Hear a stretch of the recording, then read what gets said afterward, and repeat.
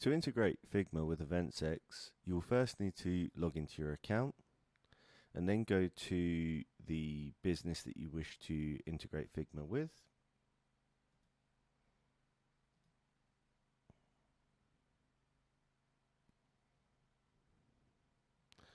From there, you will need to go to Integrations. Find Figma and click Install.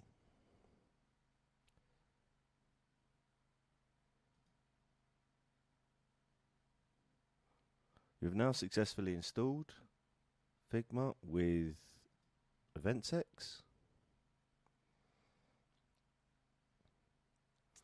Whilst you are then in the backstage of an event, you will be able to share and present your Figma designs directly to your audience. We have a screenshot of it here showing you that if you click the presentation button, you'll see the Figma button right here. You'll just click on that and then you'll be able to present your selection of Figma designs directly inside the system.